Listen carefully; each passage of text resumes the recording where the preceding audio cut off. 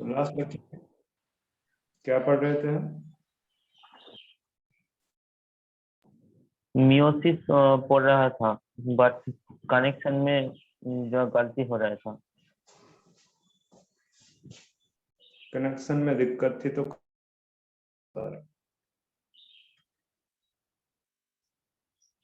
कहाँ से स्टार्ट करें बच्चे इस बार, ये बताओ मुझे।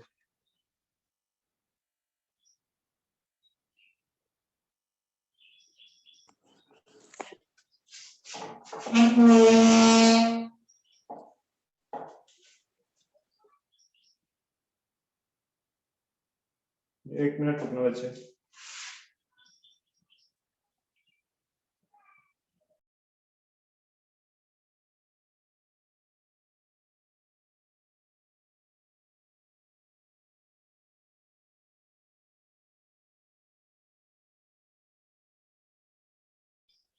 हेलो बच्चे, मेरी आवाज आ रही है आपको क्लियरली? हाँ सर। तो मैं बोल रहा हूँ कि कहाँ से स्टार्ट करें हम। सर मियोसिस वन है, प्रोफेज वन स्टार्ट करना चाहता हूँ। ठीक है। Prophase one.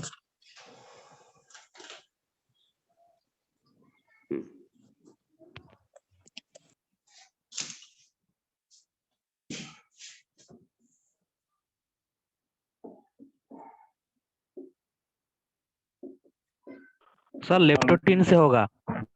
क्या? लेप्टोटीन।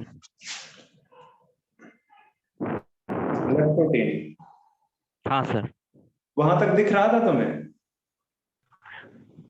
सर मियोसिस वन के तक लिखा नहीं दे रहा, मियोसिस वन है प्रोफेज के पास दिखाई नहीं दे रहा आपका बोर्ड, तो मैं लिख नहीं पा रहा।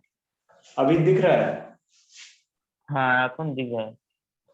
ठीक है, तो मैं बोल रहा हूँ कि मियोसिस वन जो है एक्चुअल रिडक्शनल डिवीजन है, ये मैंने बताया था। एक्चुअल रिडक्शन यहीं पे होता है। एक्चुअल रिडक्शनल डिवीजन है, ठीक है। मैंने फिर बोला कि ये जो मियोसिस है इसमें आपको 4 फेजेस दिखेंगे, सब phases. Prophase one of meiosis one, metaphase one, anaphase one and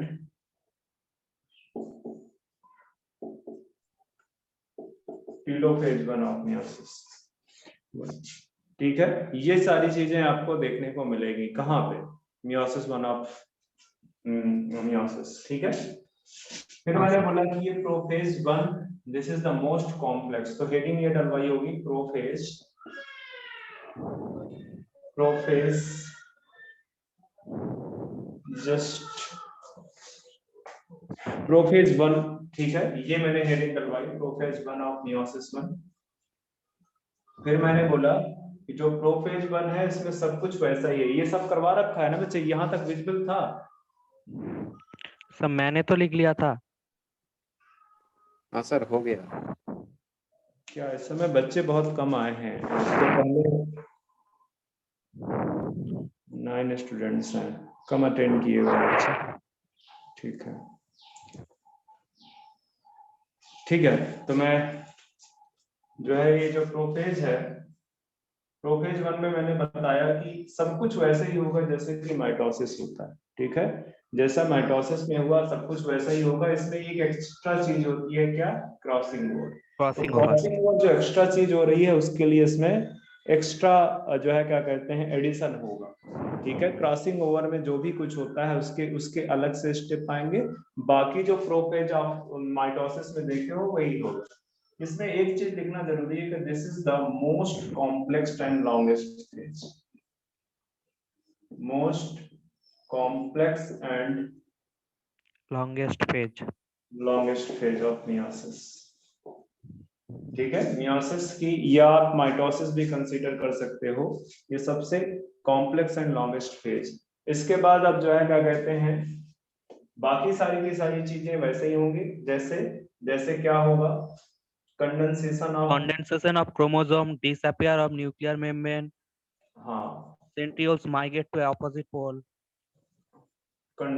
जितनी भी चीजें हैं जो है क्या कहते हैं माइटोसिस के प्रोफेज की, वो सब कुछ यहाँ पे होने वाला है। ठीक है, कंडेंसेशन स्टार्ट हो जाएगा, न्यूक्लियर मेम्ब्रेन और जो न्यूक्लियोलस हैं, जो ऑर्गेनेल्स हैं, they will disappear.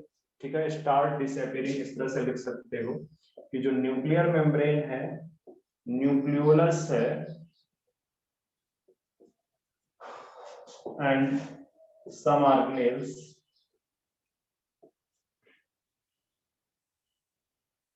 start disappearing.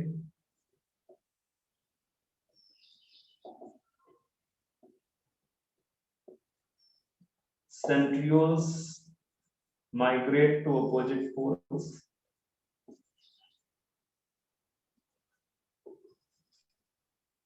Start migrating to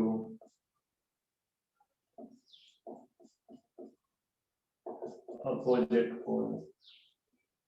opposite poles की तरफ माइग्रेट करना स्टार्ट कर देंगे। ठीक है, हाँ। कॉपी कर लो बच्चे, इसको आगे बढ़ते हैं।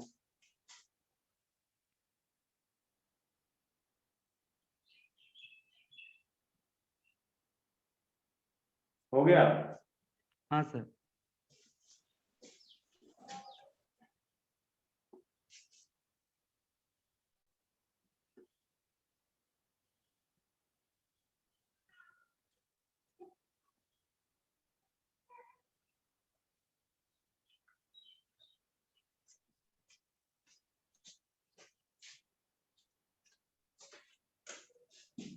अब इसके बाद इसमें एक लास्ट चीज लिख रहा हूं, crossing over. Crossing over takes place during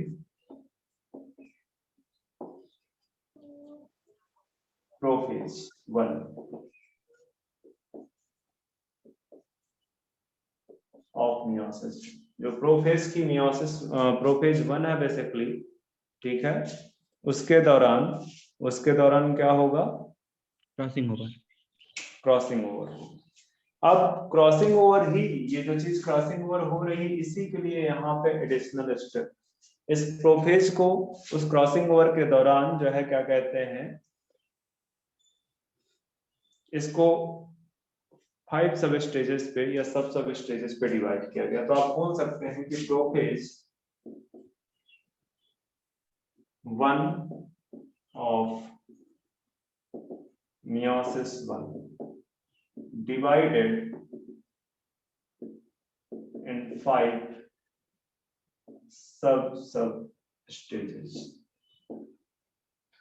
कौन कौन से हैं इसमें? पहली है लेप्टोटीन, लेप्टोटीन, सेकंड वन है zygotene, third pachytene, fourth one diplotene, diplotene और डायकाइनेसिस। डायकाइनेसिस।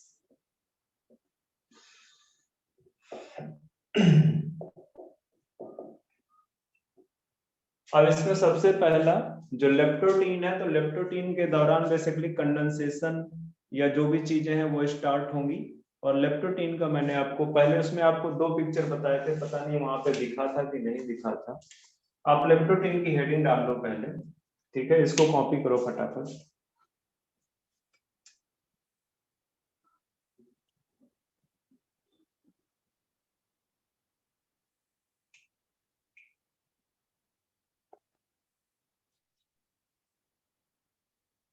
हो गया?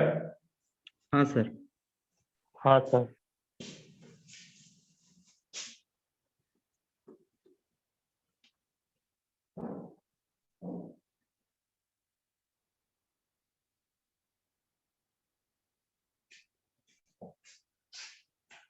तो लेप्टोटीन देखें अगर हम पहले,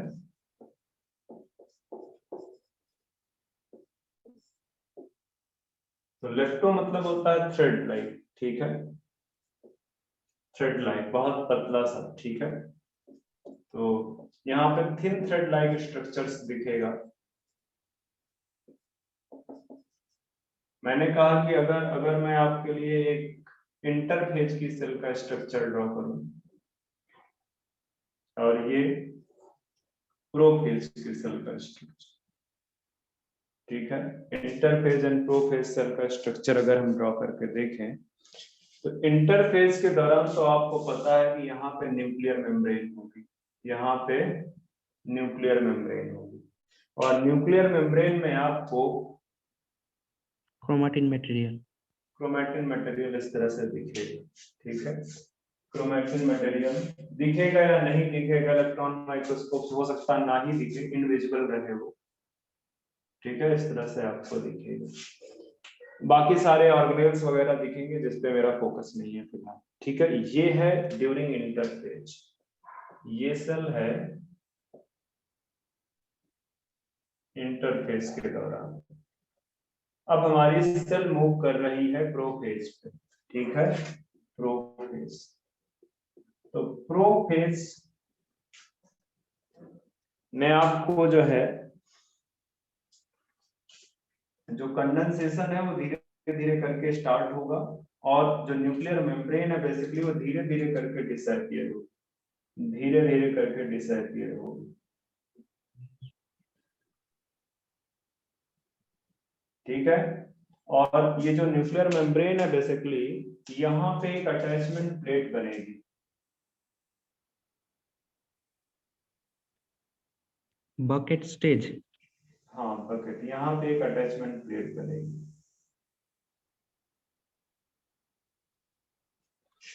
ठीक है, और इस अटैचमेंट प्लेट पे हो सकता है विजिबिलिटी थोड़ा प्रॉब्लम कर रही हो, मैं थोड़ा थोड़ा कोशिश करता हूँ। इसको ऐसे ही रखो।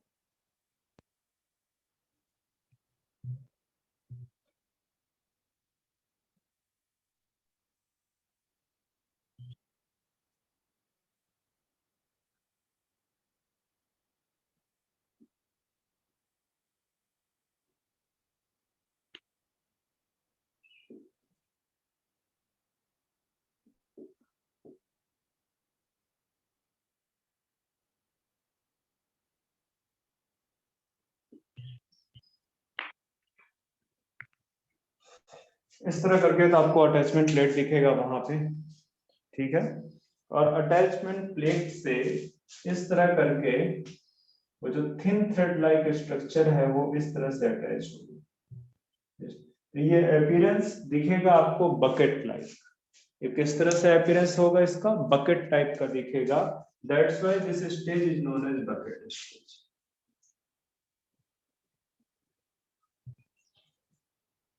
इसको इसकी वजह से बकेट स्टेज के नाम से जाना जाता है। क्यों? क्योंकि जो अपीयरेंस है बेसिकली किसका, क्रोमोसोम का, क्रोमाटिन का। इनका बच्चे एक मिनट रुकना, जरा सा कुछ आवाज आ रही होगी, एक मिनट रुकना।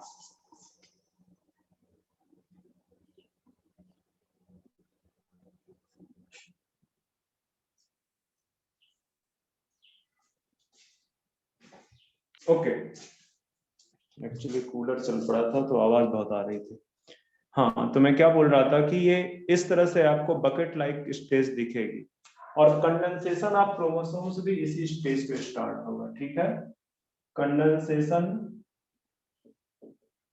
Of chromosome start during this, या जितनी भी चीजें स्टार्ट होनी है इसी से होगी। ठीक है, आपका चाहे क्रॉसिंग ओवर ही क्यों ना हो, उसके लिए भी मैकेनिज्म यहीं से डेवलप होना स्टार्ट हो जाएगी। तो ये पिक्चर बना लो आप। ठीक है, ये लेप्टोटीन स्टेज है जो कि थिन थ्रेड लाइक स्टेज है। इसके दौरान ये जो है ये अटैचमेंट प्लेट, ये जो आपको दिख रही है, दिस इज अटैचमेंट प्लेट। और अटैचमेंट प्लेट के दौरान मतलब अटैचमेंट प्लेट से दोनों एंड जो न्यूक्लियर उसके हैं क्रोमेटिन मटेरियल के, वो अटैच होते हैं, और उसकी वजह से बकेट लाइक अपीयरेंस आता है, उसकी वजह से बकेट लाइक अपीयरेंस आता है। ठीक है, तो इसको लिख लो, आगे बढ़ते हैं।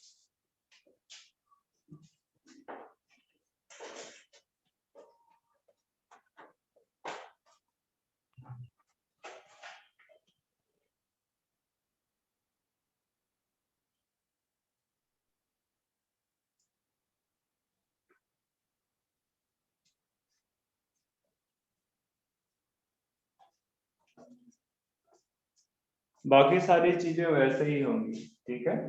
यहाँ पे जो सेंट्रियोल्स हैं वो सेंट्रियोल्स अपोजिट पोल्स की तरफ यहाँ पे माइग्रेट कर जाएंगे।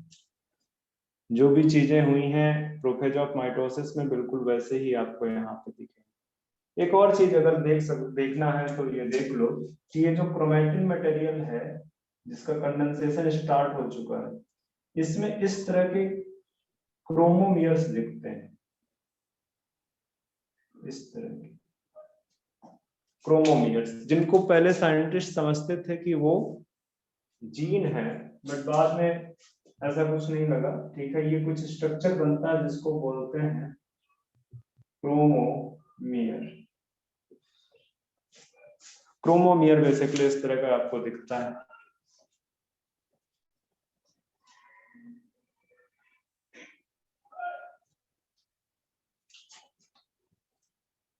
आगे बढ़ जाए क्या इरेज करके? हाँ सर। ठीक है, तो लेप्टोटीन स्टेज में कुछ ज्यादा आपको याद नहीं रखना है।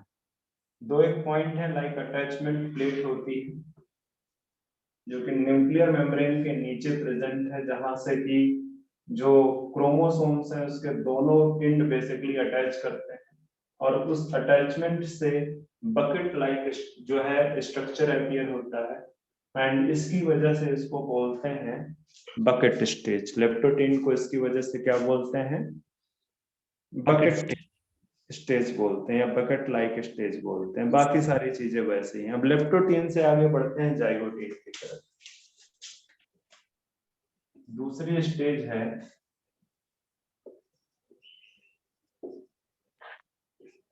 जाइगोटीन। जहां भी जाइगो टर्म आ जाए, जहां पे भी एक टर्म आ जाए, इसका मतलब है होता है टुगेदर, एक साथ।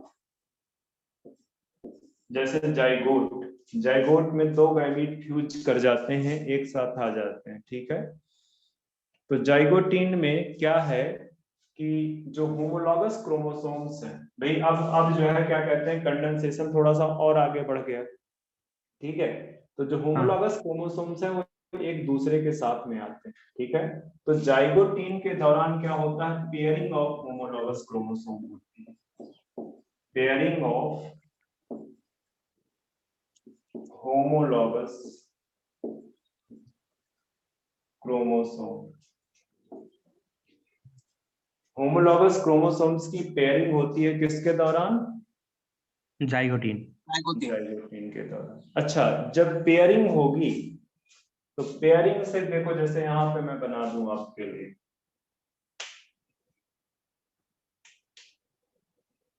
अभी मैं पूरा सेल का स्ट्रक्चर नहीं बना रहा हूं, बस मैं होमोलॉगस क्रोमोसोम्स पे फोकस कर रहा हूं।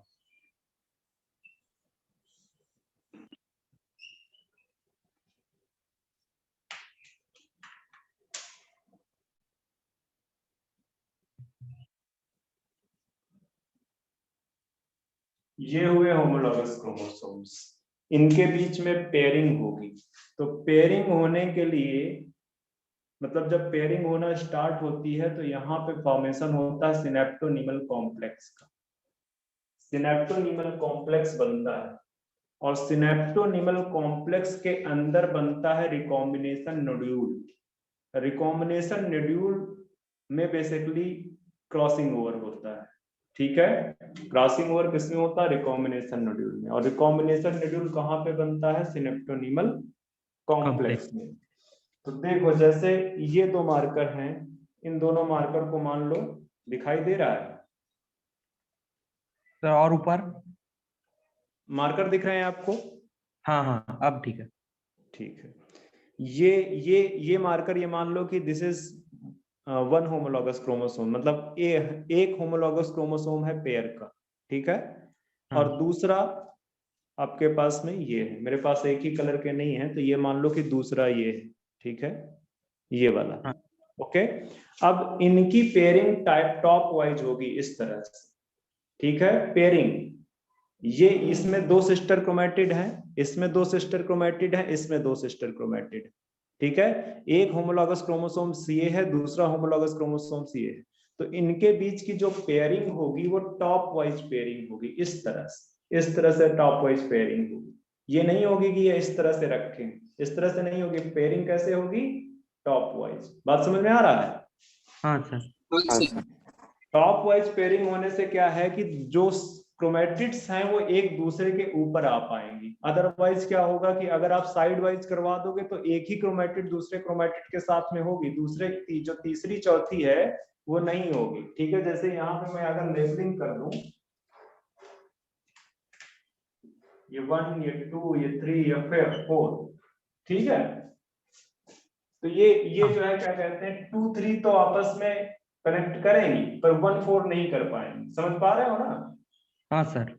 ठीक है, तो ध्यान में रखना कि जो पेयरिंग होती है ड्यूरिंग जाइगोटिन स्टेज वो टॉप वाइज पेयरिंग होती है, जो ऊपर से होती है पेयरिंग। ठीक है, हाँ। तो क्वेश्चन कई बार पूछा जाता है कि फॉर्मेशन ऑफ सिनेप्टोनीमल कॉम्प्लेक्स किस स्टेज पे होता है।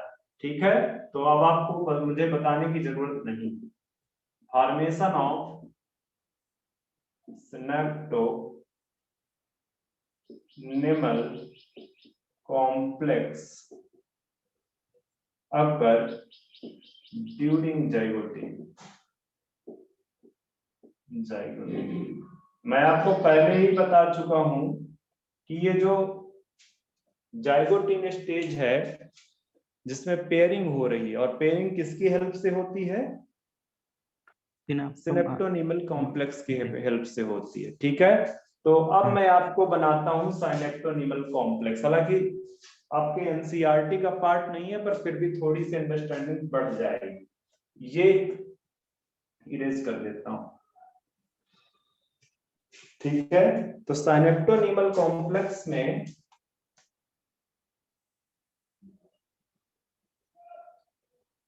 क्रोमोसोम्स वैसे ही रिक्वायर्ड है। अब यहाँ पे आपको पता है कि मैं टॉप वाइज नहीं बना सकता हूँ, ये चीज आप भी बड़े अच्छे से जानते होगे कि नहीं जानते हो कि हाँ, बोर्ड पे मैं टॉप वाइज पेयरिंग नहीं दिखा सकता।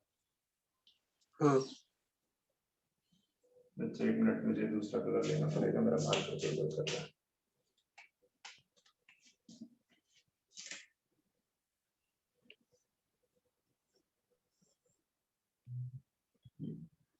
तो इन दोनों जो है होमोलॉगस क्रोमोसोम्स के बीच में बनेगा साइनेप्टोनीमल कॉम्प्लेक्स। ठीक है, यहाँ पे बनेगा साइनेप्टोनीमल कॉम्प्लेक्स। तो साइनेप्टोनीमल कॉम्प्लेक्स में एक सेंट्रल एलिमेंट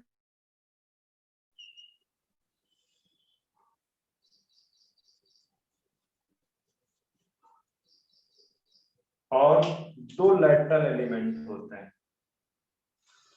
मेरे पास कोई और कलर नहीं है इनको छोड़ के जिससे मैं आपको बिल्कुल डिफरेंट दिखा सकूं, तो इस वजह से मैं आपको यहाँ पे कौन सा कलर सेलेक्ट कर लूं? ब्लैक कर लेता हूं। ठीक है, तो आपको इस तरह से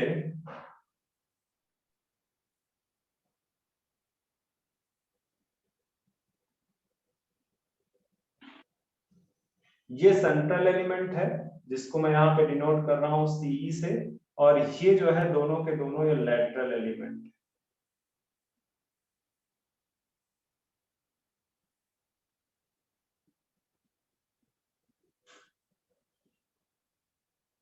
ठीक है, लैटरल एलिमेंट। अब ये दोनों जो लैटरल एंड सेंट्रल एलिमेंट इस तरह से आपको लाइंस दिखेंगी जिनको एलसी एलिमेंट बोलते हैं। ये है सिनेप्टोनीमल कॉम्प्लेक्स। अब ये पिक्चर आपको अगर ये टॉप वाइज रखी होती तो तुमको बिल्कुल इमेजिन हो जाता इस पिक्चर के बारे में। ठीक है, अगर ये दोनों के दोनों टॉप वाइज रखे होते तो ये बिल्कुल आपको समझ में आ जाता। ठीक है, चूंकि टॉप वाइज नहीं है तो इस वजह से मैं बहुत ज्यादा यहाँ पे चीजें नहीं दिखा सकता हूँ। ठीक है, सेंट्रल एलिमेंट है ये जो बीच वाला है, किनारे वाले जो ब्लैक से दिख रहे हैं वो लैटरल एलिमेंट है, और इनको बोलते हैं एलसी एलिमेंट। ये जो है इनको बोलते हैं एलसी एलिमेंट,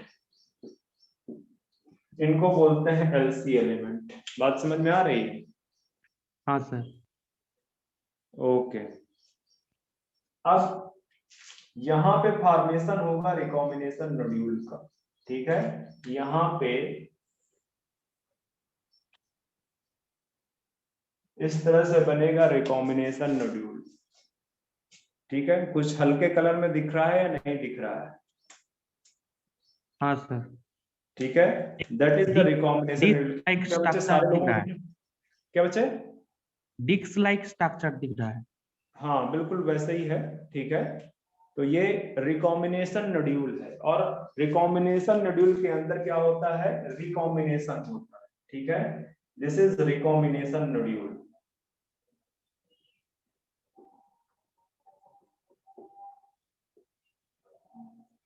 तो ये जो रिकॉम्बिनेशन नोड्यूल है, दिस रिकॉम्बिनेशन नोड्यूल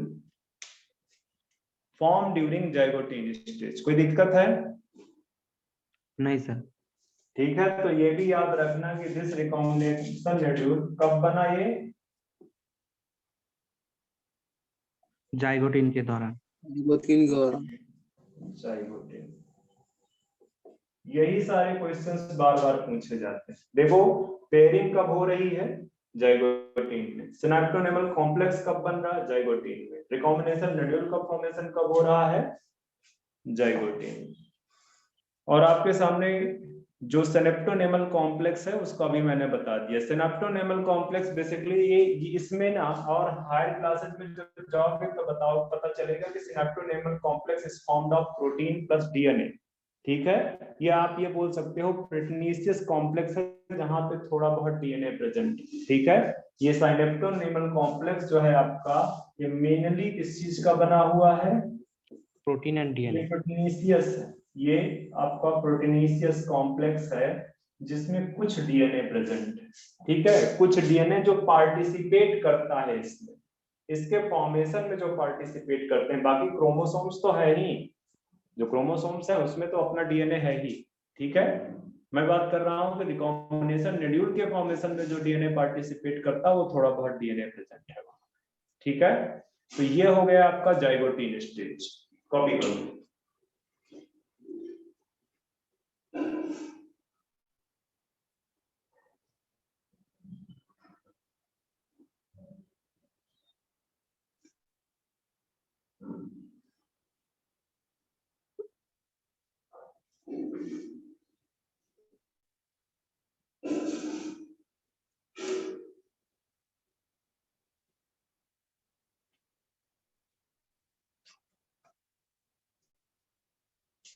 कुछ पार्ट इरेज कर दूं मैं? हाँ सर।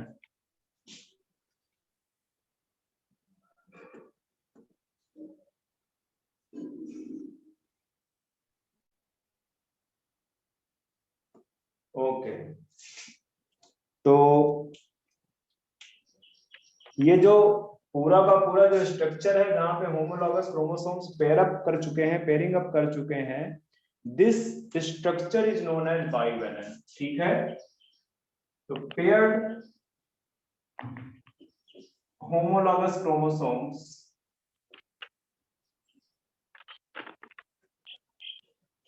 अब क्या किस नाम से जानते हो, नोन एज बाइवेलेंट। इसका एक और नाम है टेट्राड। Tetrad stage. क्यों टेट्राड स्टेज बोलते हैं? देखो बाइवेलेंट इसलिए बोलते हैं क्योंकि यहाँ पे नंबर ऑफ क्रोमोसोम कितने हैं, 2। नंबर ऑफ क्रोमोसोम्स यहाँ पे 2 है, that's why this is known as bivalent, ठीक है। एंड टेट्राड स्टेज इसलिए बोलते हैं क्योंकि number of sister chromatid. Sister chromatid are 4। Sister chromatid नहीं बोलो, नंबर ऑफ क्रोमेटिड्स बोलो। नंबर ऑफ क्रोमेटिड्स कितने हैं, 4। They all are not sister chromatids. एक होमोलॉगस को एक क्रोमोसोम्स की जो क्रोमेटिड्स हैं वो सिस्टर क्रोमेटिड्स हैं। तो अगर मैं यहाँ पे आपको बोलूं, यहाँ पे इसमें से ये दोनों सिस्टर क्रोमेटिड है, ये दोनों सिस्टर क्रोमेटिड है आपकी, और ये दोनों भी आपकी सिस्टर क्रोमेटिड। सिस्टर क्रोमेटिड है। बट ये क्रोमेटिड आपस में सिस्टर नहीं है, these are non sister chromatid. और ये चीज मैं पहले भी बता चुका हूं कि नहीं? हाँ सर। ये एक क्रोमोसोम ये है, दूसरा क्रोमोसोम्स ये है, तो इनकी जो क्रोमेटिड्स हैं with respect to homologous chromosomes, these are non sister chromatid, ठीक है। तो आपको ये पता होना चाहिए कि बाइवेलेंट स्टेज कब अपीयर होता है, ये भी क्वेश्चन पूछता है। बाइवेलेंट स्टेज ऑफ क्रोमोसोम्स आप कब देखते हो? During zygotene. टेट्राइड स्टेज भी आप कब देखते हो? जाइगोटीन के दौरान। बट कई बार क्वेश्चन पूछता है कि at which stage tetrad stage is clearly visible. Tetrad stage आपको क्लियरली कब दिखेगी? क्योंकि ये जैसे मैंने यहाँ पे क्रोमोसोम्स बना रखे हैं, जाइगोटीन में वैसे दिखते नहीं है। क्यों? मैं बताता हूँ कैसे दिखेंगे आपको। जैसे ये वाला क्रोमोसोम उठा लो, ये ऐसे दिखेंगे, मतलब दोनों सिस्टर क्रोमैटिड एक दूसरे के साथ इंड टू इंड क्या होंगे? अटैच होंगे। अटैच्ड होंगे। तो जो टेट्राइड स्टेज है, अगर स्टेज है तो इस स्टेज पे आपको दिखेगा क्या टेट्राइड क्लियरली विजिबल? नहीं सर, नहीं दिखेगा। ठीक है, पर इसके आगे वाली जो स्टेज है पेचाइटिन, पेचाइटिन में जो है आपको टेट्राइड क्लियरली विजिबल दिखेगा। तो ध्यान में रखना कि टेट्राइड विजिबिलिटी पूछ रहा है या ये पूछ रहा है कि टेट्राइड स्टेज आपका कब स्टार्ट होता है। तो टेट्राइड स्टेज तभी स्टार्ट हो जाएगा जब पेयरिंग हो जाएगी। ठीक है, that is the zygotene stage. तो ये सब कॉपी कर लो और यही सब क्वेश्चंस पूछे जाते हैं। तो ये अगर कॉपी कर लो तो मैं आगे बढ़ूं।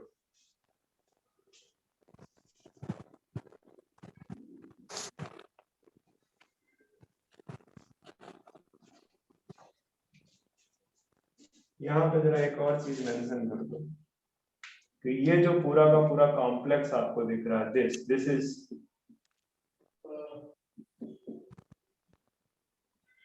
निमल कॉम्प्लेक्स।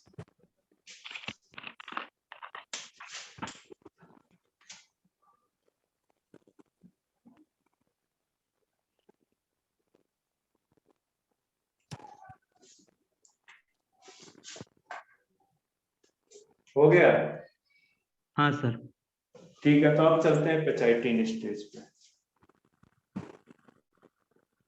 अच्छा ये बताओ कि अगर एक सेल के अंदर 50 क्रोमोसोम्स हैं, समझ में आ रहा है? एक सेल में कितने chromosome? 50। How many bivalent will form during prophase 1 of meiosis 1? 25। Okay. एक सेल है जिसके अंदर 100 टेट्राइड है, हाँ या हाँ ठीक है, 100 टेट्राइड है एक सेल के अंदर। How many chromosomes are present in that cell? 200 200 present होंगे। 200।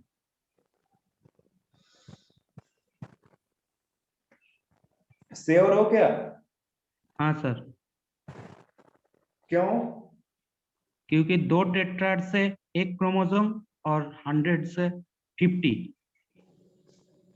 सर, 50 इसीलिए तो मैं बोल रहा था, कहाँ खोए रहते हो।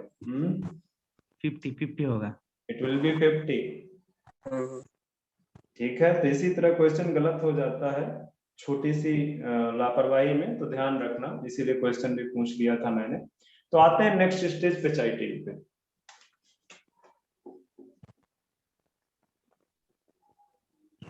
मैं पहले ही लिखा देता हूं, नाउ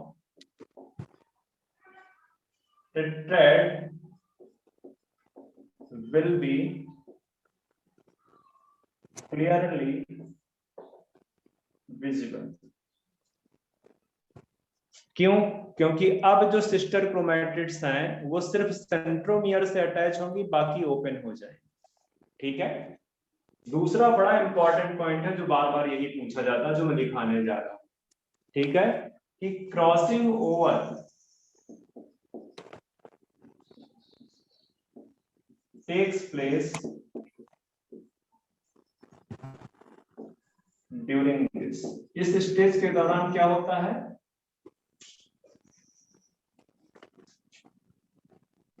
हाँ चले गए, क्रॉसिंग ओवर। चलो ठीक है, अब मैं एक और चीज आपको डिफाइन करता हूं। Crossing over, what is crossing over? तो बेसिकली क्रॉसिंग ओवर है एक्सचेंज ऑफ सेगमेंट ध्यान देना कि क्रॉसिंग ओवर क्या है, this is exchange of segment of non sister chromatids. ध्यान रखना एक एक वर्ड को, non sister chromatids of homologous chromosome. Homologous chromosomes. तो बेसिकली ये जो क्रॉसिंग ओवर है ये क्या है, exchange of segment, this is exchange of segment between, अच्छा ये ऑफ हटा लो बेटा, इसमें बिटवीन होना चाहिए, exchange of segment between non sister chromatids of homologous chromosome. जो होमोलॉगस क्रोमोसोम्स हैं उनकी जो नॉन सिस्टर क्रोमैटिड्स हैं उनके बीच में जो एक्सचेंज ऑफ सेगमेंट हो रहा है that is known as crossing over. चूंकि क्रॉसिंग ओवर से नए कॉम्बिनेशन बनते हैं, ठीक है, ढेर सारे टाइप के न्यू कॉम्बिनेशन वेरिएशन क्रिएट होता है, ठीक है, इट इंट्रोड्यूस और कॉज वेरिएशन, ठीक है। तो इस वजह से इसको बोलते हैं या न्यू कॉम्बिनेशन बनते हैं, this is that's why it is also known as recombination. Due to crossing over या due to exchange of segment between non-sister chromatids of homologous chromosomes, new combination appears and that's why it is known as recombination. बात समझ में आ रही है? हाँ sir. ठीक है, recombination नाम क्यों दे रहे हैं, क्योंकि ये जो एक्सचेंज ऑफ सेगमेंट हो रहा है इससे नए कॉम्बिनेशन अपीयर होते हैं फ्यूचर जनरेशन में या नेक्स्ट जनरेशन में, and that's why it is known as recombination. ठीक है, हाँ ओके। तो इसको आप लिख लो, फिर मैं पेचाइटिन स्टेज का पिक्चर बनाता हूं।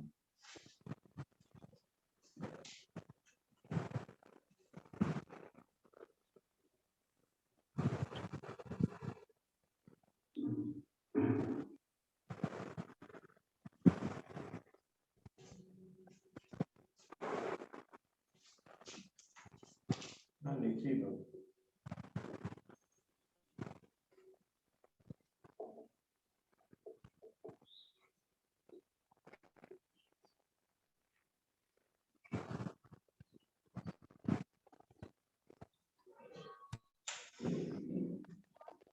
चलो एक और चीज मैं आपसे डिस्कस करता हूं, वो ये कि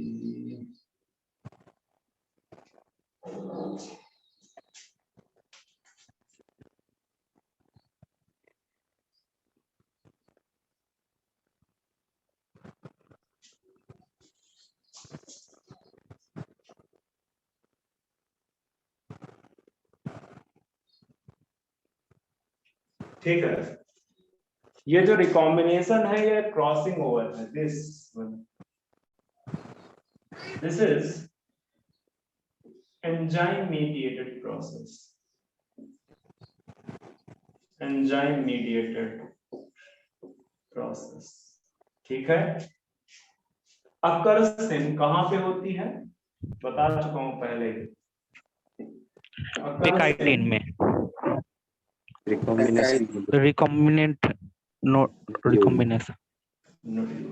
तो जो रिकॉम्बिनेशन नोड्यूल है कंटेन रिकॉम्बिनेज एंजाइम, उसमें कौन सा एंजाइम पाया जाता है, recombinase. And this is a complex of enzyme, recombinase is a complex of enzyme. ठीक है, रिकॉम्बिनेज कोई सिंगल एंजाइम नहीं, this is complex of enzyme.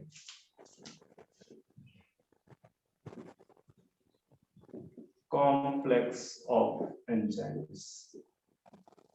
ठीक है, अब इसमें आपके एंडोन्यूक्लियस भी प्रेजेंट होते हैं, एंडोन्यूक्लियस। इसमें रिकॉम्बिनेशन के लिए, एक मिनट में चेक कर लेता हूं, कुछ डाउट है मुझे थोड़ा।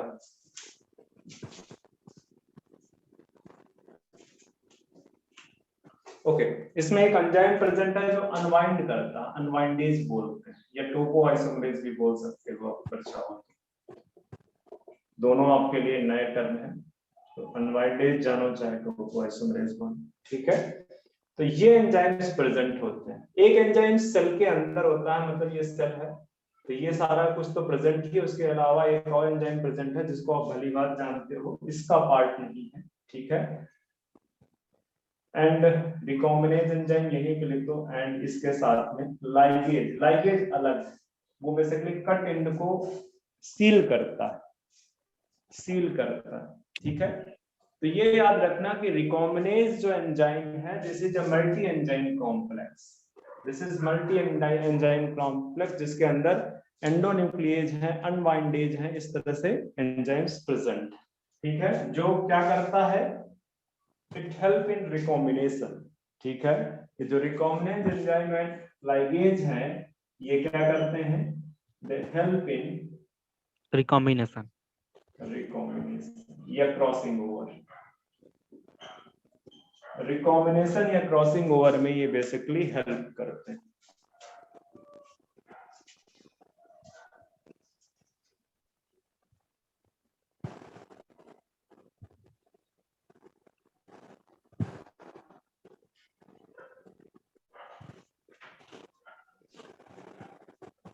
ये भी आपसे क्वेश्चन पूछ सकता है कि जो रिकॉम्बिनेशन नोड्यूल का फॉर्मेशन है वो किस स्टेज पे हुआ, तो वो तो आपका हुआ जाइगोटीन। फिर पूछ सकता है कि रिकॉम्बिनेशन किस स्टेज पे हुआ, तो वो होगा आपका पेचाइटिन स्टेज पे, ठीक है। एक बार ये क्वेश्चन पूछा हुआ है रिकॉम्बिनेज के बारे में, तो recombinase basically multi enzyme complex है, ध्यान में रखना, ठीक है। मल्टी एंजाइम कॉम्प्लेक्स कहाँ पे बनता है, रिकॉम्बिनेशन नोड्यूल में बनता है। तो ये आप कॉपी करो, तो हम डिप्लोटीन स्टेज पे आए, जो नेक्स्ट स्टेज है, मतलब रिकॉम्बिनेशन हो चुका है, ठीक है।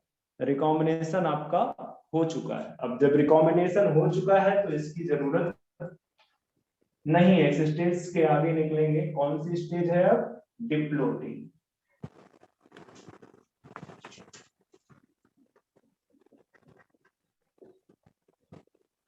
डिप्लोटीन, तो इसमें सबसे बड़ी इंपॉर्टेंट चीज जो बार बार क्वेश्चन पूछा जाता है, ये जो सिनेप्टोनिमल कॉम्प्लेक्स बना है, इसका ये डिजोल्यूशन स्टार्ट होता है, ये खत्म होना स्टार्ट हो जाता है। तो सबसे पहला इंपॉर्टेंट पॉइंट यही है, डिजोल्यूशन ऑफ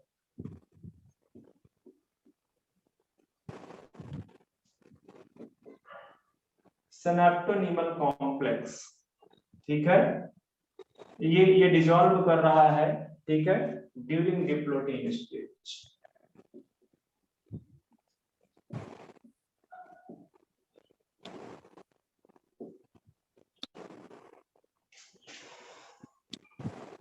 तो जब सिनेप्टोनिमल कॉम्प्लेक्स डिसॉल्व करेगा, ठीक है,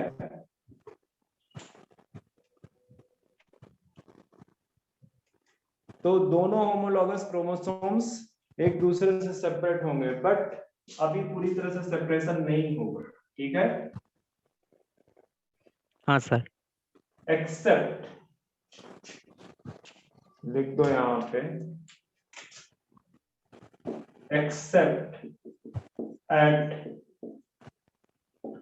सम पॉइंट, कुछ पॉइंट्स पे अभी इनका अटैचमेंट रह जाएगा, ठीक है। Except at some point known as, क्या नाम है इनका, कैस्मा या कैस्मेटा, सिमिलर प्लूरल का डिफरेंस है, ठीक है। ये कियास्मेटा है। Actually these are X shaped structure. ये कैसे दिखेंगे आपके, एक्स शेप, एक्स शेप, इस तरह से। ये जैसे एक जो है क्या कहते हैं आपका, एक वो है क्रोमेटिड, और दूसरा क्रोमेटिड आपका इस तरह से हो, इस तरह से। तो ये एक्स शेप्ड स्ट्रक्चर जो अपीयर है, या क्रॉस शेप्ड जो स्ट्रक्चर अपीयर हो रहा है, उसको क्या बोलोगे आप, chiasmata. And these are the actual site where crossing over takes place, ठीक है। ये दोनों पॉइंट आप बहुत अच्छे से याद रखना। These are the actual site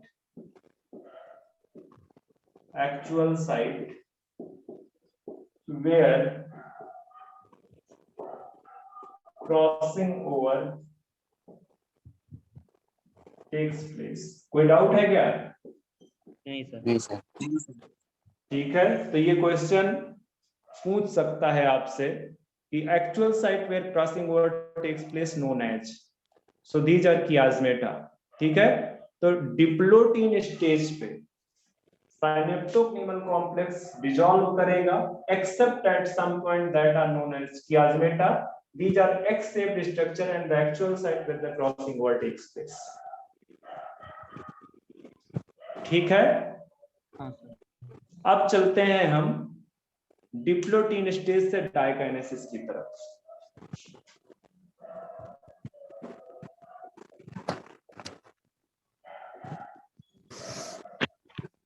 तो diakinesis is characterized by terminalization of कियास्मेटा।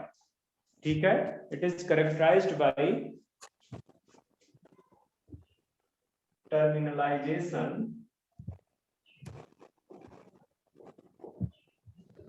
Of chiasmata. ठीक है, ये जो पॉइंट है ये धीरे धीरे करके क्या कर जाएगा, टर्मिनलाइज कर जाएगा। ठीक है, टर्मिनलाइज कर जाएगा, टर्मिनल की तरफ निकल जाएगा। तो अब जो होमोलॉगस क्रोमोसोम्स हैं वो एक दूसरे से बिल्कुल अलग हो जाएंगे। ठीक है, तो complete separation of homologous chromosomes occur at which stage? Diakinesis. Diakinesis.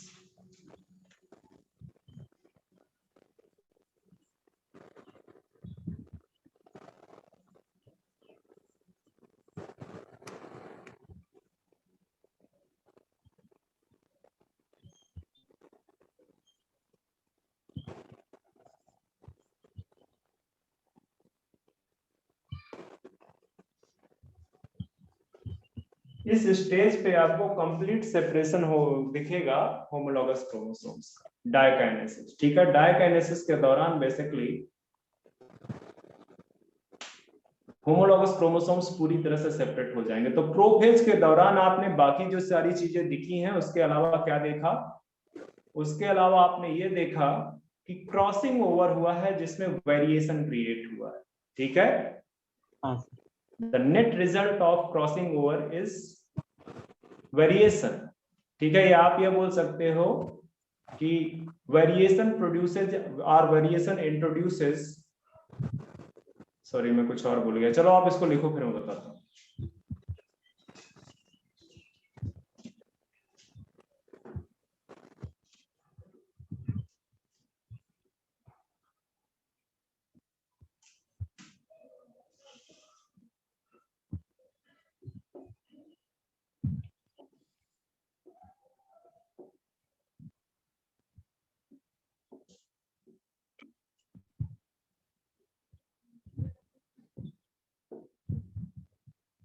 Variation,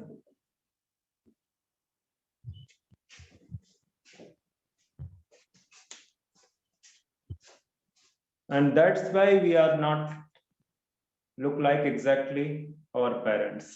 ठीक है, हम अपने पेरेंट्स जैसे बिल्कुल नहीं दिखते हैं। उसका रीजन क्या है? उसका यही रीजन है क्रॉसिंग ओवर। ठीक है, क्रॉसिंग ओवर मैं पहले भी एक दिन बता चुका हूं, मैं एक बार फिर से पिक्चर में आपको दिखाता हूं।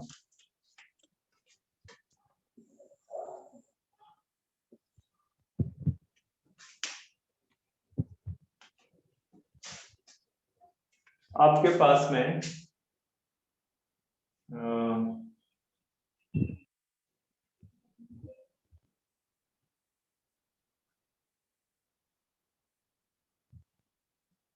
ये एक है क्रोमोसोम, दूसरा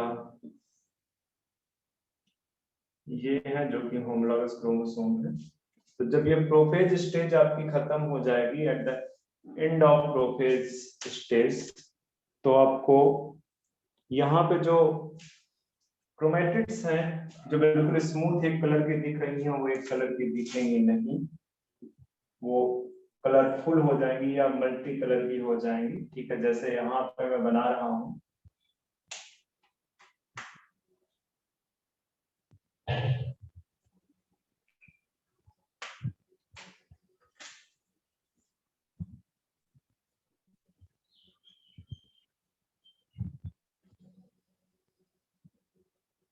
इस तरह के जो चीजें मैं बना रहा हूँ वो ढेर सारी होंगी, मुझे चूंकि यहाँ पे उतना मैं एफर्ट नहीं लगाऊंगा, ठीक है। वो ढेर सारी अनलिमिटेड कॉम्बिनेशन यहाँ पे बन सकते हैं, ठीक है।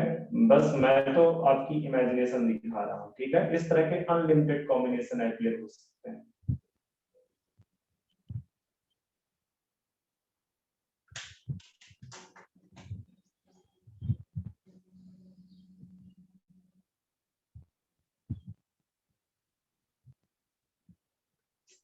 इस तरह से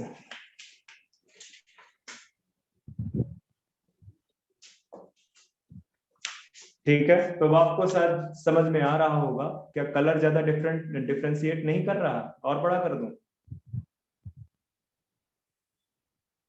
नहीं सर, ठीक है। ओके।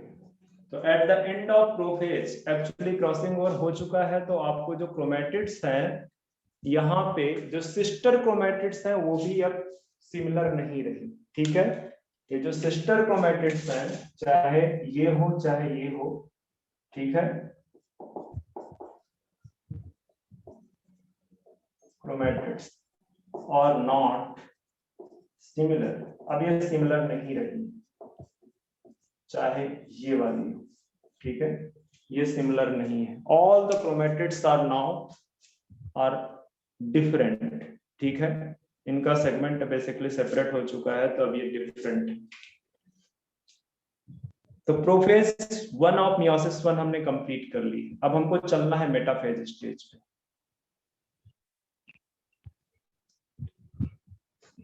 तो ये जो पिक्चर है आपका, ये अर्ली मेटाफेज को भी डिनोट कर देगा। ये जो पिक्चर आपको दिखाई दे रहा है, ये आपका अर्ली मेटाफेज को भी दिखाई देगा, क्योंकि आपको याद होगा माइटोसिस में मैंने बोला था कि mitosis is metaphase of mitosis is characterized by complete condensation of chromosomes.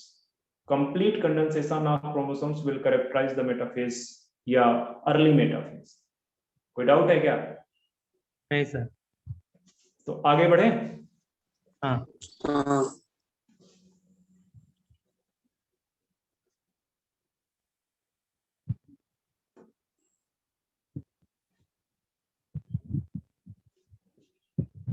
Metaphase stage की हेडिंग डाल देते हैं, दिस इज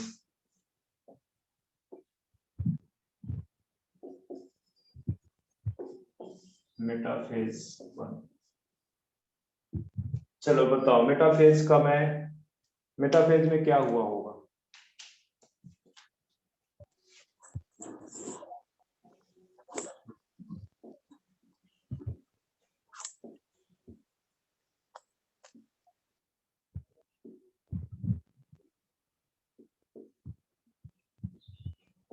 और arranged in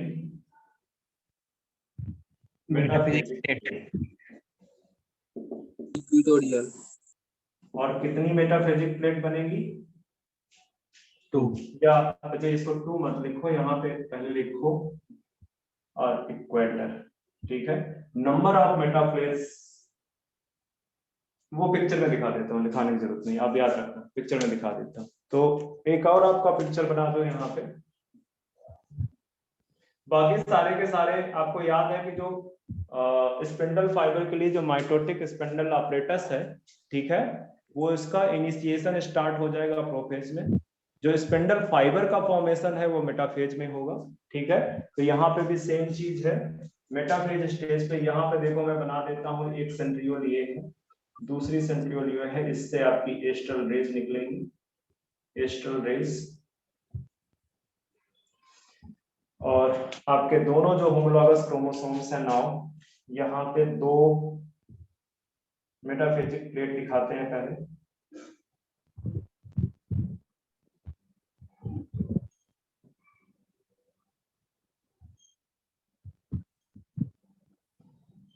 ये 2 मेटाफेजिक प्लेट हैं।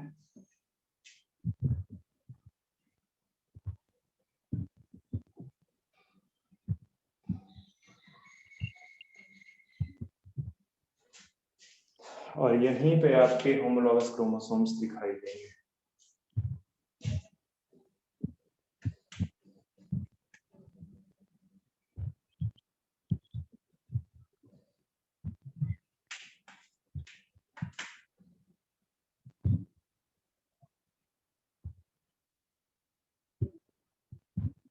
मुझसे कलर बनाने की उम्मीद मत करना, क्योंकि यहाँ पे कलर बना के मुझे कुछ नहीं मिलने वाला।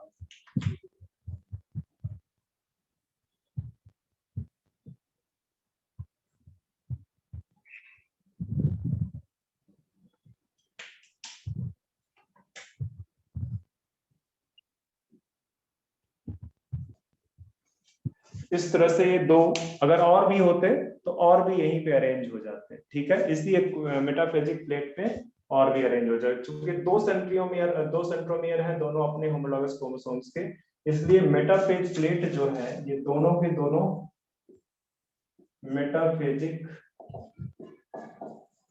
प्लेट, इनका जो नंबर आप देख ही रहे हो कितना है 2, ठीक है। तो मेटाफेजिक प्लेट बेसिकली जो है आपकी बन गई है, या ये बोल सकते हो कि now homologous chromosomes are arranged in metaphasic plate, they are ready for separation, ठीक है। ये सेपरेशन के लिए रेडी है। तो जो एनाफेज 1 स्टेज होगी उसके दौरान जो सेपरेशन होगा वो किसका होगा? Separation of homologous chromosomes will takes place during the anaphase 1, ठीक है। कॉपी करो इसे।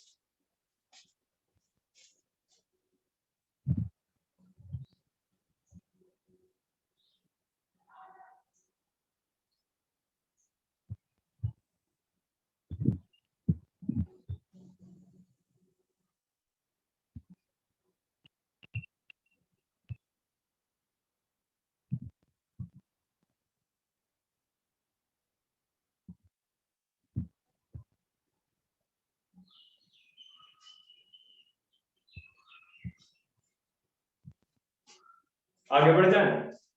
हाँ सर।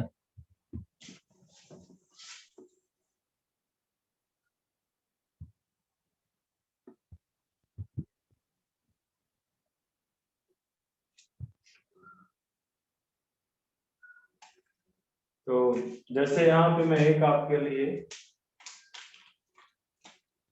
होमोलॉगस क्रोमोसोम्स इस तरह से है आपका, ठीक है।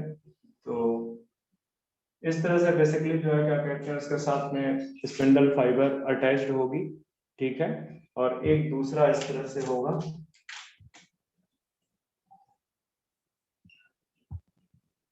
दूसरा स्पिंडल फाइबर इस तरह से अटैच होगी, ठीक है। तो इनका सेपरेशन होना है, किसके दौरान होना है? एनाफेज 1। एनाफेज 1 ऑफ मियोसिस 1, ठीक है। एनाफेज 1 ऑफ मियोसिस 1 के दौरान सेपरेशन होगा किसका? पहले ही पॉइंट लिख दो, सेपरेशन ऑफ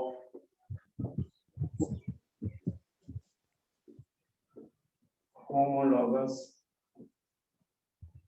क्रोमोसोम, ठीक है। Separation of homologous chromosomes occur during वो होगा आपका, ठीक है, by equal tightening of spindle fibre, ठीक है। स्पिंडल फाइबर की टाइटनिंग की वजह से, मतलब ये बोलो कि डीपॉलीमराइजेशन की वजह से या शॉर्टनिंग की वजह से आपके जो होमोलॉगस क्रोमोसोम्स हैं they start migrating towards opposite poles, ठीक है। एंड वो धीरे धीरे करके अपने अपोजिट पोल्स पे पहुंच जाएंगे। तो एनाफेज के दौरान 1 के दौरान बेसिकली 1 के दौरान क्या हुआ है? होमोलॉगस क्रोमोसोम्स का सेपरेशन हुआ। ध्यान में रखना सिस्टर क्रोमैटिड का सेपरेशन यहाँ नहीं होता, यहाँ पे होमोलॉगस क्रोमोसोम्स का सेपरेशन होता है, ठीक है। तो मतलब नया जो सेल आप देखोगे इस स्टेज पे, जो सेल्स देखोगे आप, तो वो सेल्स आपकी इस तरह से दिखेगी। यहाँ पे आपका क्या है?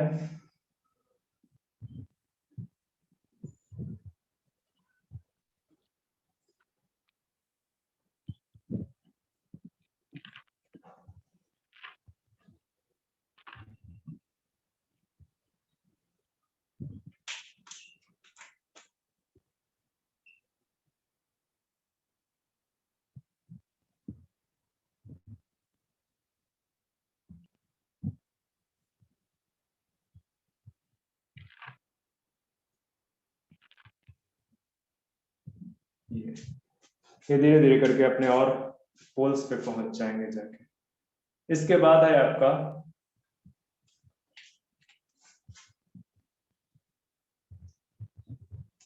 टीलोफेज, ठीक है। तो आप इसको कॉपी करो तो आगे बढ़ते हैं।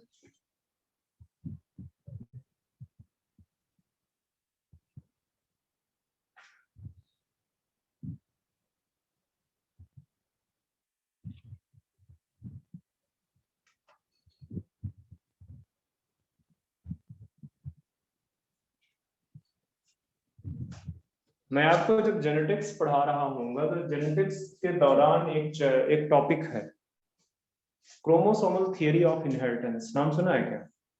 हाँ sir.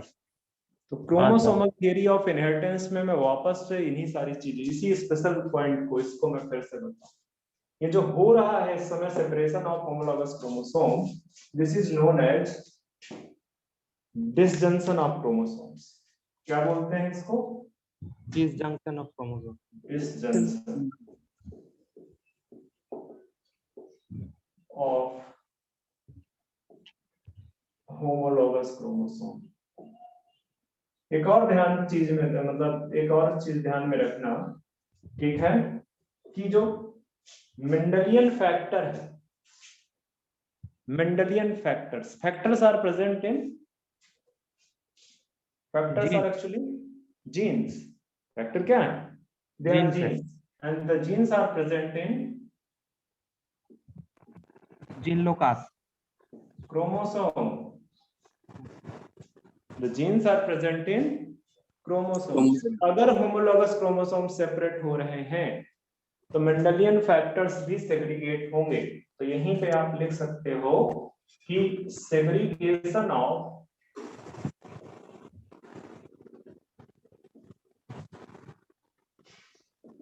Mendelian factors also occurs during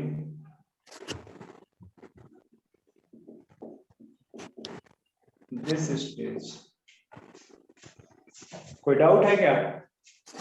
नहीं सर। तो ध्यान में रखना, इसको मैं फिर से बताऊंगा, ठीक है। तो अब आपके जो टेट्राएड थे वो बेसिकली अब वो क्या कहलाएंगे? यहाँ पे टेट्राएड तो नहीं रहा, ना ही बाइवेलेंट रहा, तो ये जो स्टेज है यहाँ पे भी ये किस फॉर्म में है? डायड। ये भी डायड के फॉर्म में, ठीक है। तो now the stage is dyad. कई बार क्वेश्चन पूछ लेता है कि मियोसिस 1 के दौरान कौन सी स्टेज है जहां पे ये डायड स्टेज दिखती है, डायड के फॉर्म में क्रोमोसोम्स दिखता है, dyad with respect to the sister chromatids, ठीक है। तो ये बेसिकली जो है क्या कहते हैं, जो डायड स्टेज है वो आपको एनाफेज 1 ऑफ मियोसिस 1 में दिखेगी। यहीं पे basically disjunction of homologous chromosomes होता है, और चूंकि मेंडेलियन फैक्टर्स या genes are present in the chromosomes, that's why you can say that there is a segregation of Mendelian factors, ठीक है, आल्सो अकर ड्यूरिंग दिस। मैं देख रहा हूँ कि 2 ही एक बच्चे बोलते हैं, बाकी को सिर्फ जो है कॉपी करने में या सिर्फ वीडियो देखने में इंटरेस्ट है।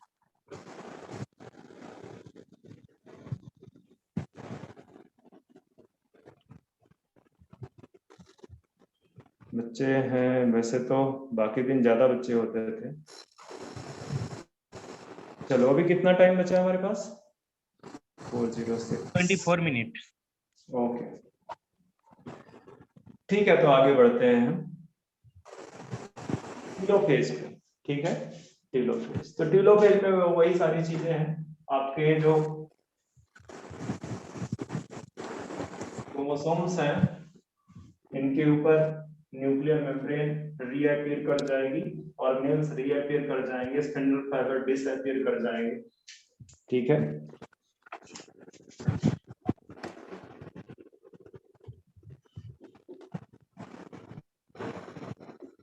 टीलोफेज 1 आप लिख लो, बाकी के बाकी चीजें मैं सिर्फ पिक्चर बनाऊंगा, आप लिख लो। टीलोफेज 1 में क्या हुआ?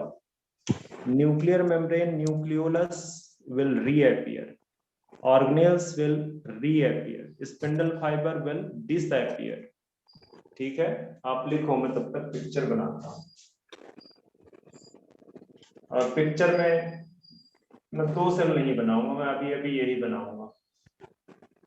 यहाँ पे ये आपका एक न्यूक्लियस, हालांकि मैं आपको बोल चुका हूँ, क्या बोल चुका हूँ कि एनाफेज के एंड में या टीलोफेज के स्टार्टिंग में साइटोकाइनेसिस स्टार्ट हो जाती है, तो उसकी वजह से टीलोफेज आते आते तक साइटोकाइनेसिस, मतलब टीलोफेज के खत्म होते होते साइटोकाइनेसिस कंप्लीट हो जाती है। तो उस दौरान आपको क्या दिखता है?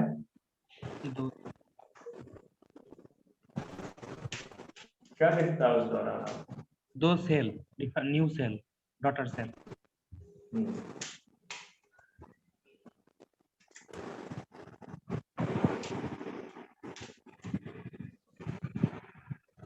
आप चाहो तो इनको अपना अलग अलग कलर दे सकते हैं।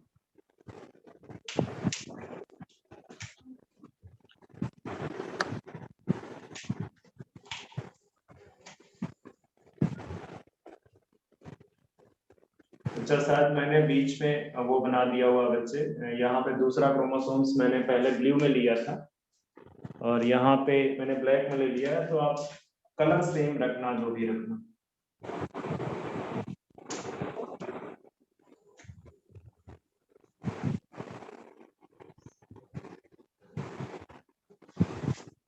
ये हुआ आपका टीलोफेज 1 ऑफ मियोसिस 1।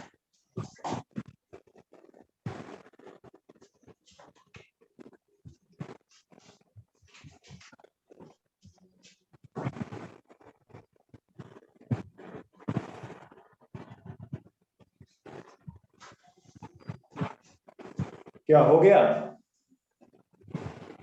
हाँ सर। क्या लिख दिया? Nuclear membrane, nucleolus and different organelles will reappear and spindle fiber will disappear.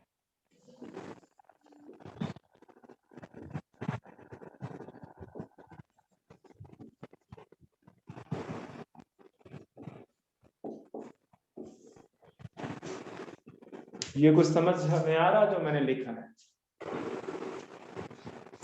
Diad formation of dyad of cells occur. देखो मैंने डायड की बात की है आपकी कब? एनाफेज में। एनाफेज। वो dyad with respect to sister chromatid था और डायड, हाँ, यहाँ पे अगर साइटोकाइनेसिस कंप्लीट करवा दूं मैं तो आपको 2 सेल, यहाँ पे 2 सेल्स दिखेंगी, इन्हीं सेल्स को आप बोलोगे डायड ऑफ सेल्स। ठीक है, इन्हीं सेल्स को आप बोलोगे dyad of cell. Dyad of cells. तो आप ये अपना अंदर का फिल कर लो।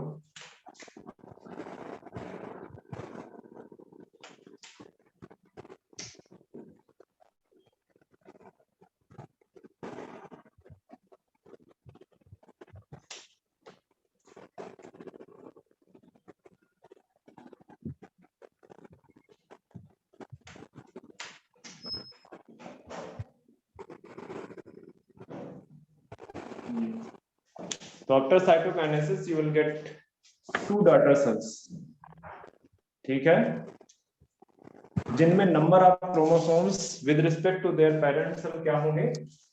हाफ होंगे। ठीक है, यहाँ पे आप लिख भी सकते हो कि जो नंबर ऑफ क्रोमोसोम है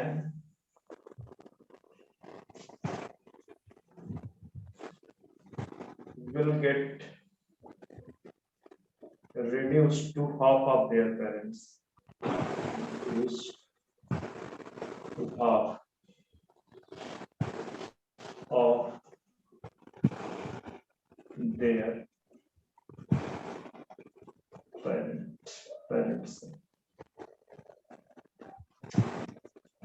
अच्छा, एक और चीज देखना कि जो कंडेंसेशन ऑफ क्रोमोसोम है, ठीक है, भाई टीलोफेज के बाद जब साइटोकाइनेसिस हो गई, ठीक है, या ये बोलो कि जो है टीलोफेज जैसे ही स्टार्ट हुआ तो कंडेंसेशन जो है बेसिकली क्या हो, डीकंडेंसेशन स्टार्ट हो जाता है। तो जो डीकंडेंसेशन ऑफ क्रोमोसोम है स्टार्ट तो जरूर ही होगा। डीकंडेंसेशन of chromosome will not be complete। क्यों कंप्लीट नहीं होगा?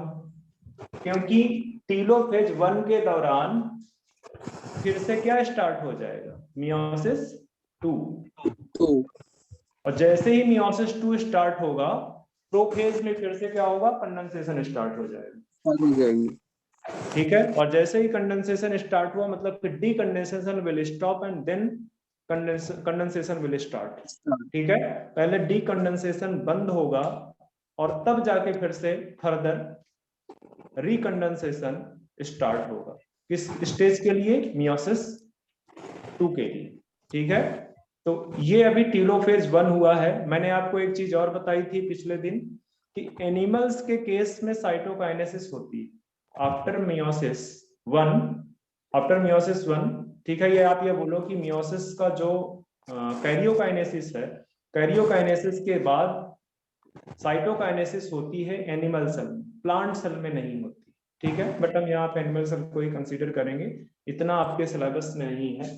ठीक है, ये आप कॉपी कर लो। इसके दौरान कौन सी स्टेज आएगी? दो जो मियोसिस की स्टेज है, मियोसिस 1 एंड मियोसिस 2, उनके बीच में एक स्टेज है, उसको कुछ बोलते हैं क्या? इंटरकाइनेसिस। इंटरकाइनेसिस।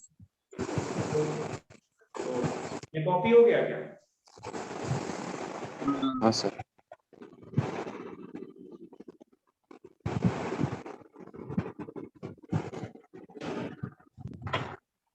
तो इंटरकाइनेसिस के दौरान क्या होता है? रेप्लिकेशन होता है क्या? नहीं sir.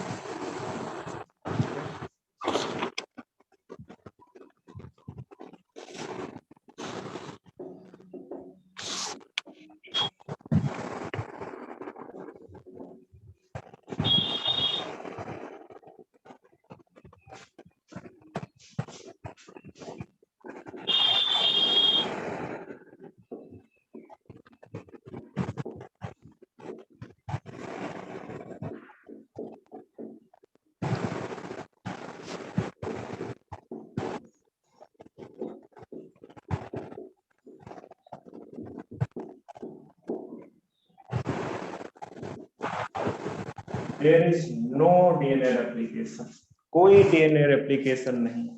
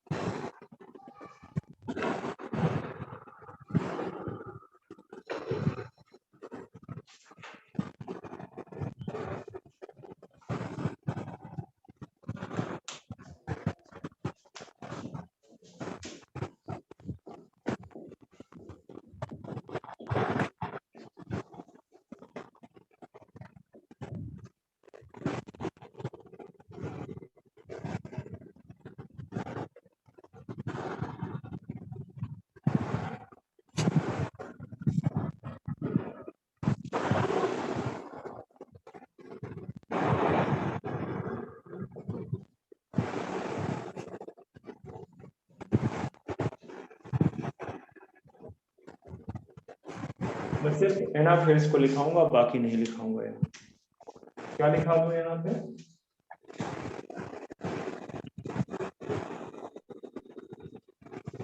Separation of sister chromatid. Sister chromatid. बाकी सारी चीजें तो मैंने आपको माइटोसिस में पढ़ाई रख दी है ना। ठीक है, तो मियोसिस 2 के दौरान जो उसका एनाफेज 2 है, उस समय सेपरेशन ऑफ सिस्टर क्रोमैटिड होता है। बाकी प्रोफेज 2 में मैंने आपको बताया वही सारी चीजें होंगी। कंडेंसेशन होंगे, न्यूक्लियर मेम्ब्रेन, न्यूक्लियर जो एनवेलप है, न्यूक्लियोलस है, कुछ ऑर्गेनेल्स हैं, वो सब डिसअपियर कर जाएंगे। स्पिंडल फाइबर्स की जो असेंबली है वो रीअपियर करना स्टार्ट कर जाएगी। मेटाफेज के दौरान जो क्रोमोसोम्स हैं वो इक्वेटर पे अरेंज्ड हो जाएंगे। एनाफेज में उनका जो सिस्टर क्रोमैटिड है वो बेसिकली क्या कर जाएंगे? सेपरेट हो जाएंगे। और टीलोफेज के दौरान फिर से जो प्रोफेज में हुआ है उसका उल्टा होगा, न्यूक्लियर मेम्ब्रेन उसकी तरफ अपीयर हो जाएगी और basically at the end of meiosis 4 daughter cells will appear. ठीक है, 4 daughter cells will appear at the end of meiosis, and these daughter cell will not be identical to their parent cell।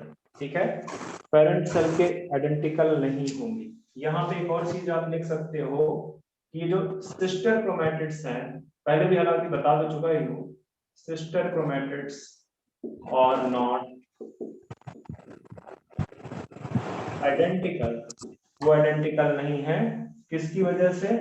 Crossing over, due to crossing over. Due to crossing over, crossing over की वजह से वो identical नहीं है। बाकी आप सारी चीजें आप समझ रहे हो, ठीक है। बाकी के सारे स्टेप्स वैसे ही हैं जैसे आपने माइटोसिस में देखे हैं या मियोसिस 1 में जो देखे हैं, ठीक है। जो चीज डिफरेंट है वो मैंने आपको बता दी है।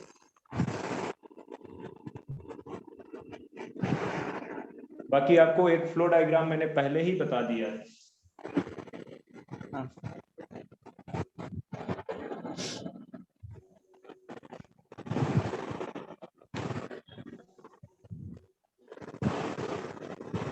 एक और इम्पोर्टेंट पॉइंट मैं आपको बता दूं कि जो मियोसिस 2 है अकर्स हो सकता है कभी हैप्लॉइड से, सही है कि नहीं? हाँ सर।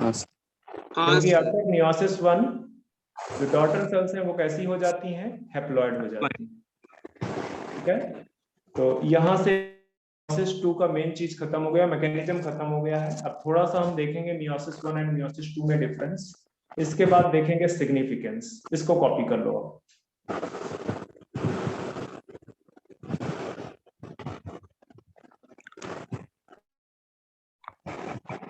Hello sir. हाँ बच्चे बोलो। हाँ सर, मियोसिस 1 के बाद जो 2 डॉटर सेल होता है उनमें क्या डीएनए उसका पेरेंट डीएनए के समान ही होता है या रिड्यूस हो जाता है डीएनए का कंटेंट? दोबारा से बच्चे, लास्ट में कुछ चीजें मैं सुन नहीं पाया ठीक से। आप ये बोल रहे हो कि जो मियोसिस 1 के बाद डॉटर सेल बन रही है, हाँ उसका जो डीएनए है वो हाँ सेम होता है, आप ये बोल रहे हो क्या? हाँ, सेम होता है और डिफरेंट। हाँ डिफरेंट होता है, जाहिर सी बात है, क्रॉसिंग ओवर हो चुका है। नहीं सर, वो पेरेंट सेल के रिकॉर्डिंग ना, पेरेंट सेल में अगर सी कंटेंट डीएनए होता तो डॉटर सेल में भी सी होगा और C/2 होगा। अच्छा अच्छा अच्छा, आप सी वैल्यू के रिस्पेक्ट में बोल रहे हो क्या? हाँ हाँ हाँ। Okay, C value and N value मैं अभी आपका सॉल्व करवाता हूँ, ठीक है। इसको जरा फिनिश कर लो या मैं बताऊंगा आपको, ठीक है। देखो सी वैल्यू तो जो है क्या कहते हैं, जैसे ही पेरेंट सेल है, पेरेंट सेल डिप्लॉयड है, ठीक है। हाँ सुन रहे हो? हाँ सर। हाँ सर। और पेरेंट सेल डिप्लॉयड है, उसमें मियोसिस 1 होगी, तो सी वैल्यू क्या हो जाएगी? हाफ हो जाएगी। बट पेरेंट सेल में के मैंने वो सेल डिवीजन के पहले तो इंटरफेज हुआ था ना। इंटरफेज में जब एस फेज था तब तो 2C से 4C हुआ था ना। हाँ, तो 2C हुआ कि नहीं आफ्टर मियोसिस 1? हाँ, तो 4C 2C में डिफरेंस मियोसिस का है कि 2C नहीं? होगा था। हाँ हाँ हाँ। ठीक है, तो डिफरेंट होगा। बाकी वो क्वेश्चन मैं आपको करवाता हूँ, जरा से ये वाला टॉपिक खत्म कर दूं। डिफरेंस कुछ 1-2 टॉपिक है वो पहले फिनिश कर लेता हूँ, मैं दिखाता हूँ आपको। Okay okay.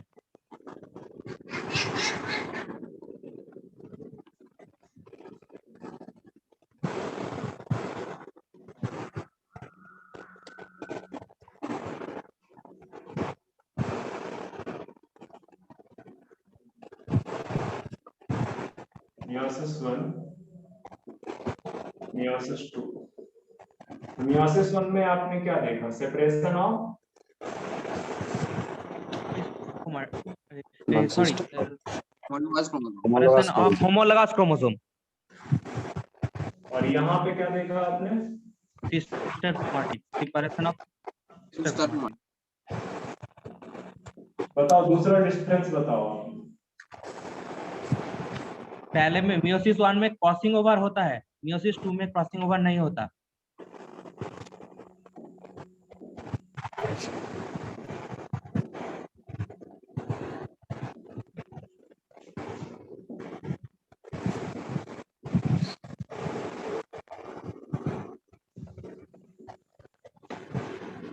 No crossing over.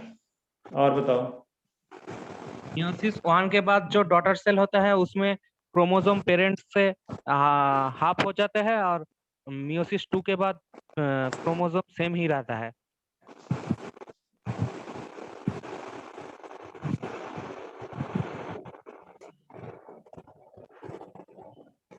ये लिख लो पहले। अकर्सन डिप्लॉयड सेल, मियोसिस में सिर्फ डिप्लॉयड या ऐसी सेल्स में दिखेगा जहां पे पेयरिंग हो सकती है, और ये आपका हैप्लॉयड सेल में होगा।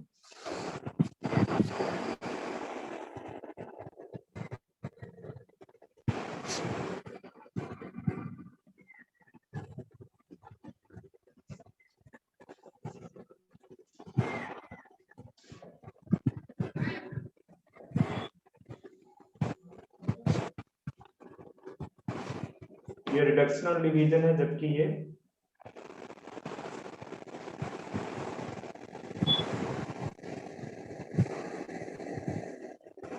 Equal division.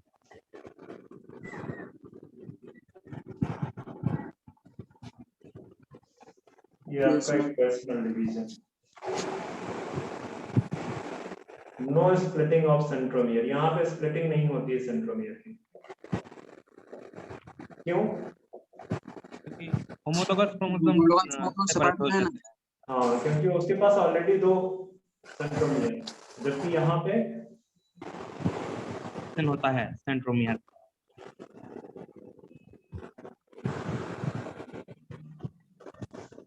Splitting of centromere.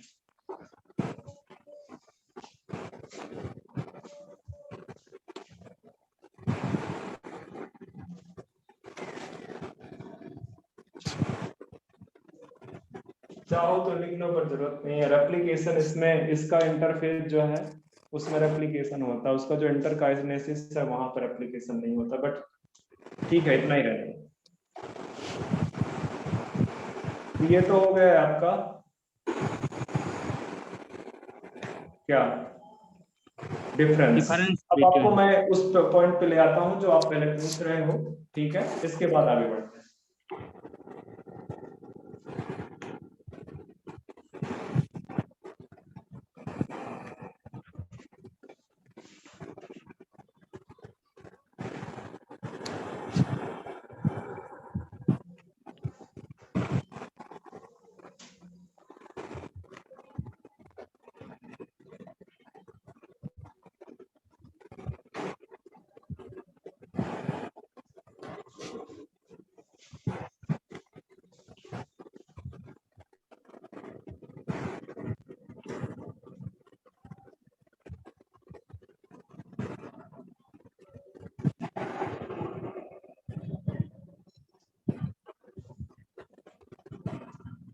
आप ये बोल सकते हैं, पॉइंट और भी लिख लो।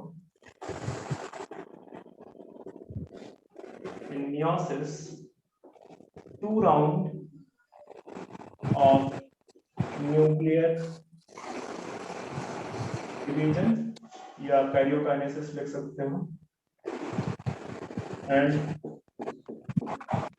1 राउंड ऑफ, क्या लिख दो यहाँ पे,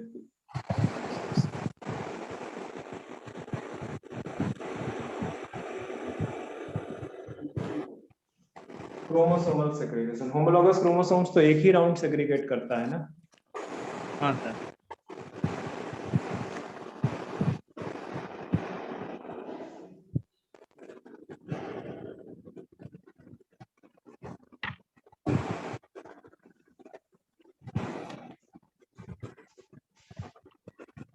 ओके, चलो एक क्वेश्चन लेते हैं, या सारी स्टेज लिखते हैं पहले। चलो, ये लिख गया है?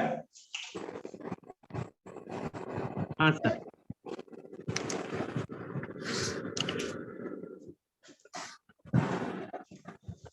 ये आपका है meiosis 1,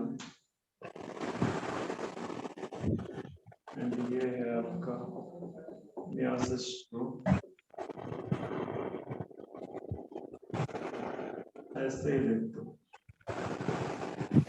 कहाँ से स्टार्ट करें? Prophase 1, metaphase 1, anaphase 1, telophase 1, prophase 2, beta phase 2, alpha phase 2, antidot phase। मुझे 1 मिनट जरा क्वेश्चन देख लेने दो, इस हिसाब से मैं इसको डिस्कस करता हूँ।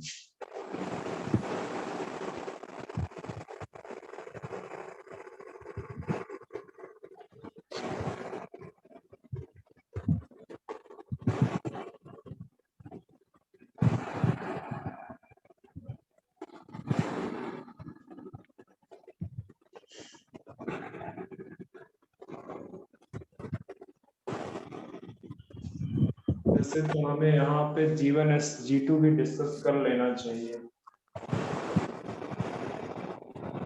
करें या ना करें? हाँ सर कर ले।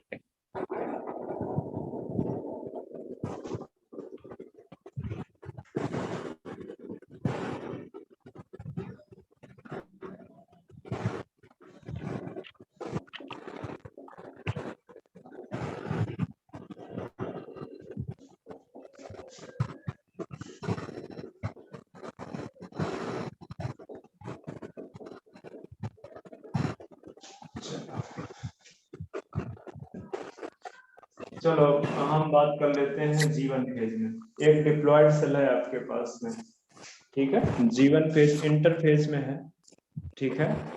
तो सपोज यहाँ पे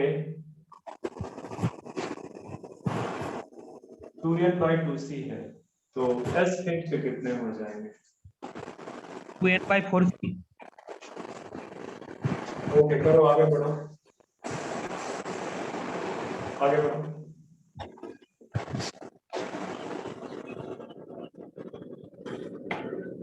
इसमें क्या होगा? 2n/4c। और आगे बढ़ो, प्रोफेस्ट 2n/4c। मेटा फेज पे 2n/4c। एना फेज पे। एना फेज। अब क्या करोगे? अब हर एक में 2n/2c होगा आप ये मान लो कि साइटोकाइनेसिस हो गई है टेलोफेज पे, और 2n/2c नंबर आप n/2c n/2c। अब आगे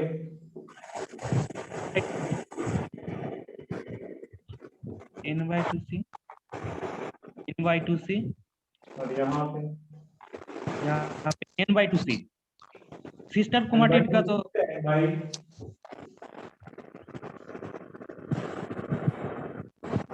नहीं है ऐसा, ओके नहीं समझ में आ रहा? नहीं सर। देखो ओ हाँ हाँ सर, वो तो दोबारा से बीच में एस पेज नहीं आता ना, तो इसलिए। हाँ, 2C जो है आपका 2 सेल बन जाएंगे ना, यहाँ पे जाएंगे तो यहाँ 2 सेल बन जाएंगे यहाँ पे, ठीक है। तो n तो सिस्टर क्रोमेटिड अटैच है, मतलब वो इस तरह से है, तो अपना एक चला जाएगा, एक इस तरह चला जाएगा, पर कुल मिला के डीएनए कंटेंट तो कम हो गया है ना हाफ से। हाँ सर। हाँ, ठीक है। ठीक। हाँ तो इसको अगर दिमाग में रखोगे तो आपका सॉल्व हो जाएगा, ठीक है। अब यहाँ पे आपको दे सकता है क्वेश्चन के फॉर्म में, जैसे दे दिया आपको कि जो n वैल्यू है n वो है सपोज 14 और जो c वैल्यू है वो आपको दे दिया सपोज कर लो कि 4.4 ग्राम, पिकोग्राम है, ठीक है, पिकोग्राम में रिप्रेजेंट करते हैं। तो अब आप यहाँ पे निकाल लोगे, पहले तो आपका हो जाएगा 14 और ये 4.4। अब रखते चले जाओ, अब जो भी स्टेज आपसे पूछ रहा है कैलकुलेट कर लो, तो ये अगर पूछता है ये, तो यहाँ पे 7 डिवाइडेड बाई ये हो जाएगा। ऐसा कोई डिवाइड नहीं है, वो आप अलग अलग भी कर सकते हो, हाँ सर, ठीक वो है। 4.4 ही होगा। 2c क्यों 2c बेटा? हाँ 2n/2c था ना, और n/2c। Okay okay okay okay okay okay, just skip कर गया। हाँ ठीक है, फिर आप यहाँ पे जो है क्या कहते हैं 7 ही रहेगा, और यहाँ पे आपका 2.2। हाँ ठीक है। तो ये ऊपर वाली चीज जो है इसको आप याद रखना, इससे क्लियर रहेंगी सारी चीजें।